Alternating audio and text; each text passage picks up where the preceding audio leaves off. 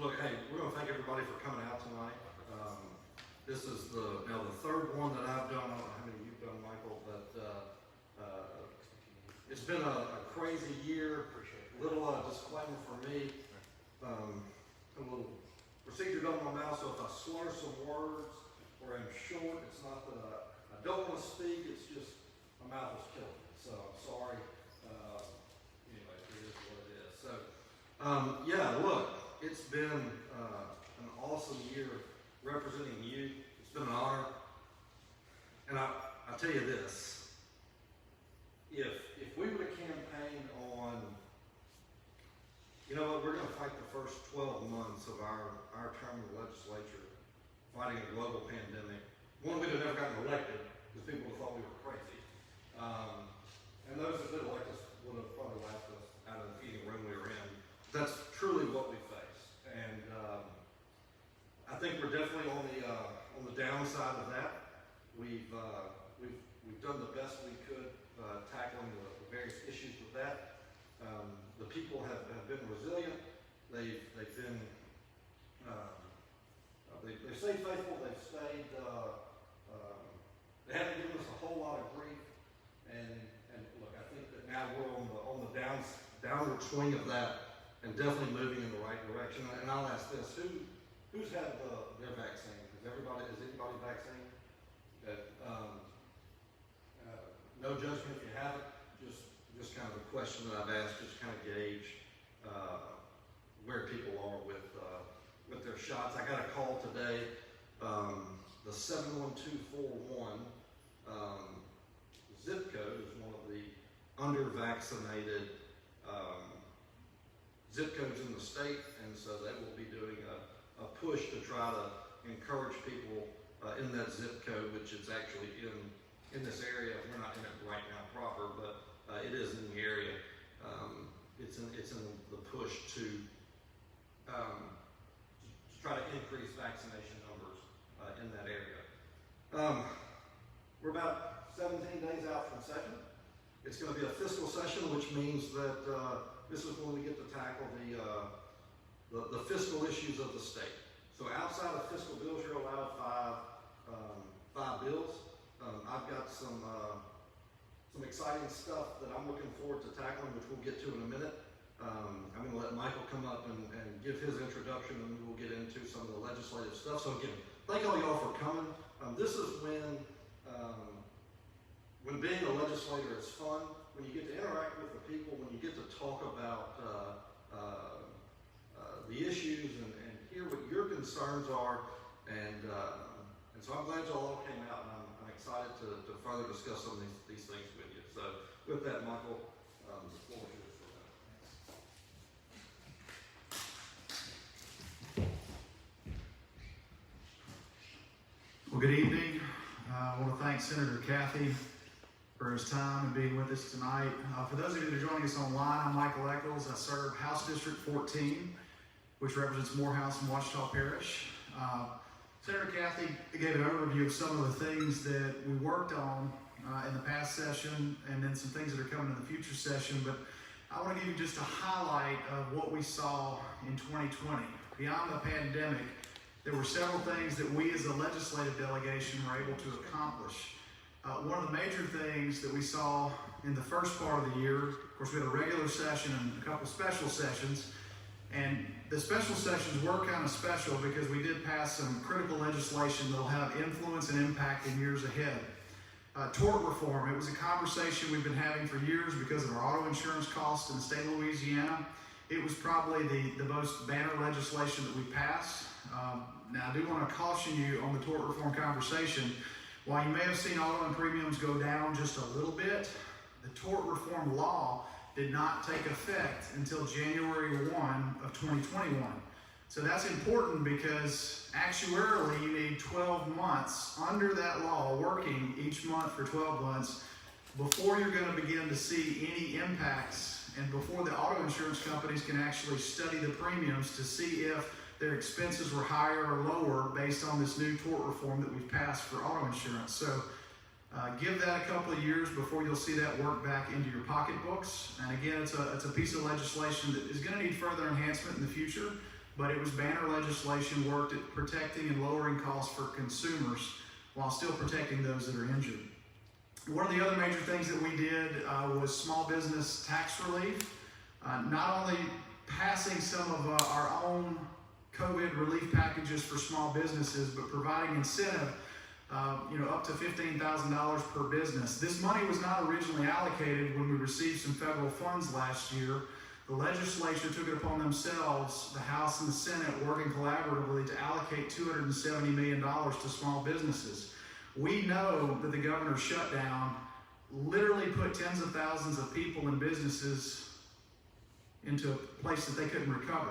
So because of that and many, many other factors, we were able to allocate some dollars from the budget and try to keep some of those businesses afloat. Now, we do understand still that there are businesses that are suffering from the consequences of COVID, and there are additional federal dollars.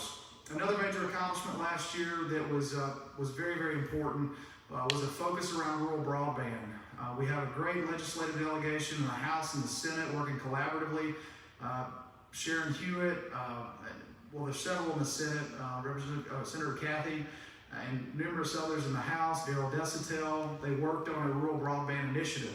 We need internet connectivity in the rural markets, as well as in some urban markets. There's low and no connectivity.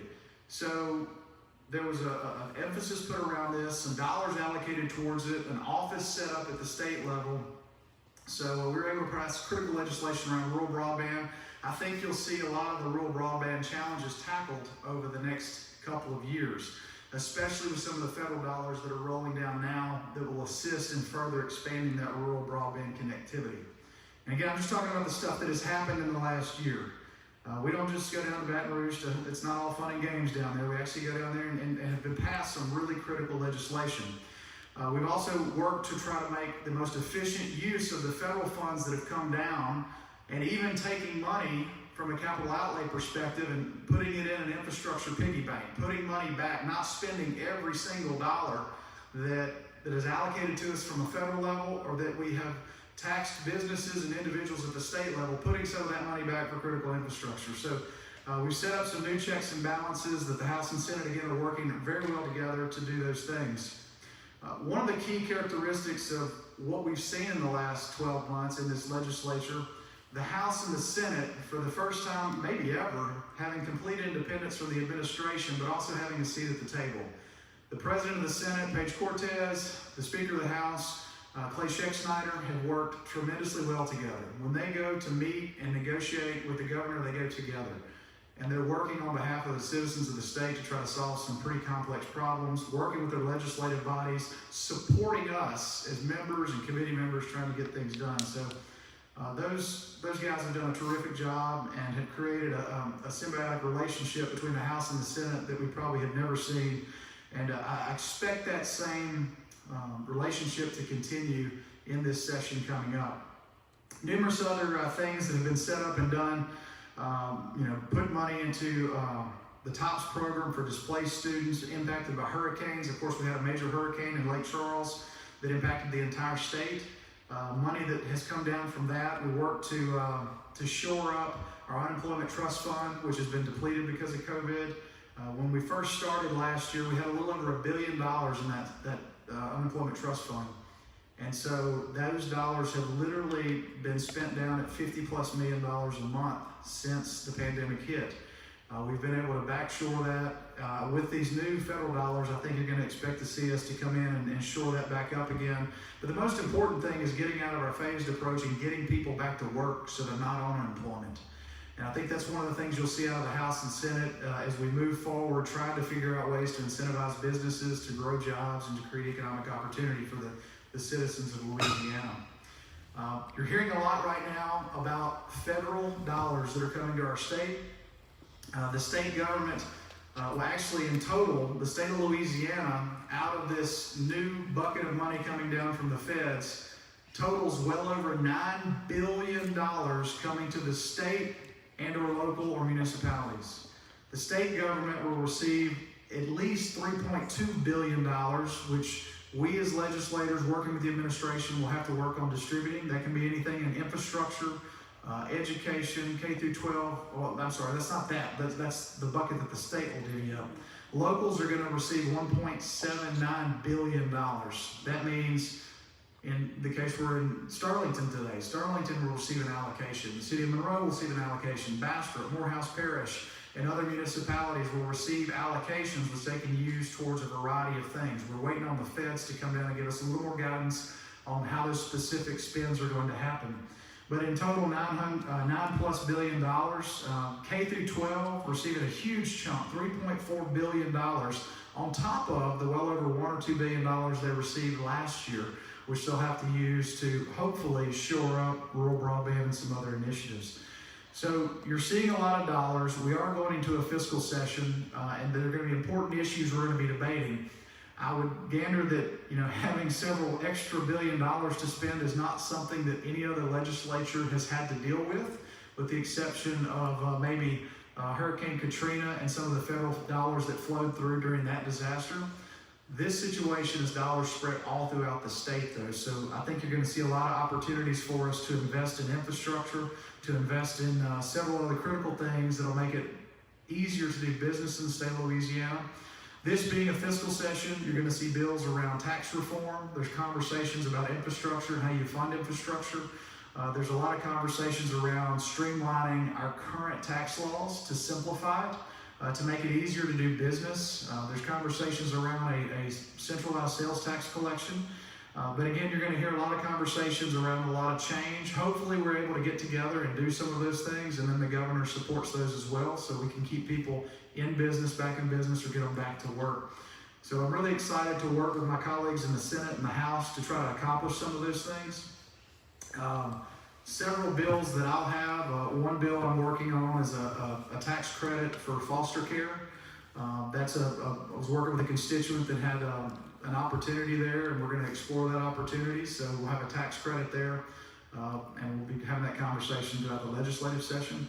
Several other bills that are pro-business bills trying to get businesses that are maybe leaving New York or leaving California to locate in Louisiana in the financial services field. So trying to target those industries and create a credit or something that will bring them here and bring their jobs here. So you're going to see a lot of fiscal moving parts. You're going to see a lot of infrastructure conversations going on. But at the end of the day, we've got resources now, and I think if we make the right investments, we can really turn things around for our state going forward. So with that, I'm going to be quiet. I know Senator Kathy wants to come up. And, do we have any questions online that you guys, anybody on the keyboard warriors there, hammering away for us to answer? We've answered all the questions. That's terrific. Anybody in the audience have any questions? I know we've got elected officials here and people that work to make Northeast Louisiana a better place. Any questions? Well, for anybody online and anybody in the audience, if you don't have it, my cell phone number is 366-7370. If I can help you with anything, you can give me a call. My legislative aide, Jennifer Lord, you can call our district office. I don't remember the number, 331 4918. 4918. That's my cell phone. That's her cell phone number. So That's give her the fine. cell phone numbers, call us all. But if there's anything we can do for you in Ouachita Parish, Morehouse Parish, or wherever, we can direct you to your elected official and their office and their legislative aide to help you with that. So, Senator? One thing to key in on is as we talk about the influx of federal dollars from the numerous COVID relief packages that have come down from the feds, is to make sure that those are going to one-time projects. The big mistake that we had following Hurricane Katrina was that it went to recurring expenses. And so that's why we keep talking about infrastructure, because those are one-time money projects.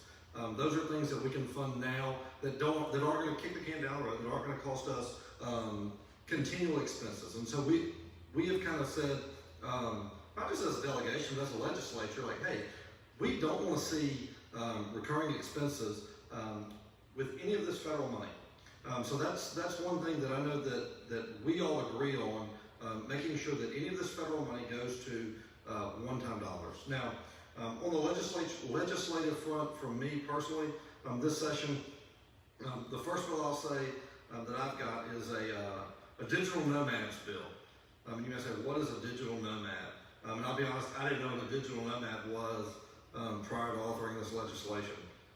So, look, I'll be honest, I kind of stole it shamelessly from the city of or the town of Natchez. So, Natchez is paying people $6,000 if you'll move to Natchez.